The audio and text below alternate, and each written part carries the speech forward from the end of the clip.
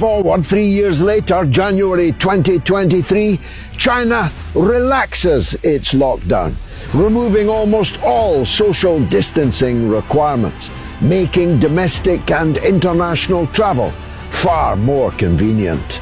Now the very same Western media denounce China again. There's a word for such fork-tongued fake news narratives: hypocrisy.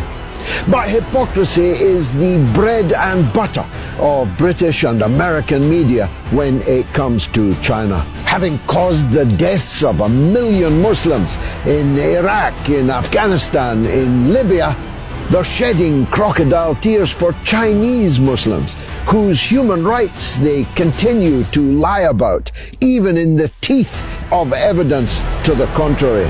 Who are you going to believe? Me or the evidence of your own lying eyes? They spread baseless fears about TikTok, Huawei, as supposedly a backdoor for Chinese intelligence gathering. They've even accused your light bulbs and your refrigerator of spying on you. But thanks to Elon Musk and his Twitter files, we now know that it's American intelligence that's not just coming through your back door, but your front door and every one of your windows, spying on everything you read and write and censoring you if they don't like it. More double standards in Africa, where China is building partnerships and cooperation for development, as it has done for many decades. On the other hand, there's Western colonialism. Just look at one country in particular, Belgium, capital Brussels, nowadays the headquarters of NATO and the European Union.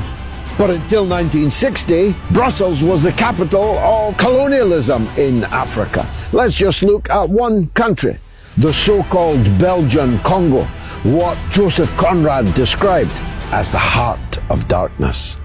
They mutilated Africans for not meeting their rubber quotas, cutting off their hands, cutting off their penises.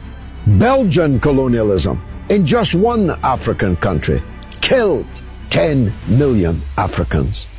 They criticized China for building airports and highways. Seriously? China is building infrastructure in Africa. The West merely looted the continent. They also criticized China for building military bases, while they still sailed their naval flotillas around Chinese waters. They've even dragooned Japan, imagine, into their anti-China lineup.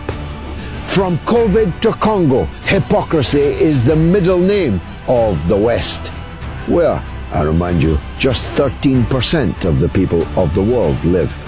It is an empire of lies. Its foundations are rotten, its superstructure rickety, its infrastructure crumbling away.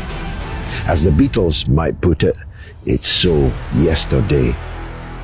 The sun is rising in the east, and all the attempts made by the West, big, small, but mostly ridiculous, to paint China as a bogeyman, while the West itself is falling apart, frankly, you'd need a heart of stone not to laugh.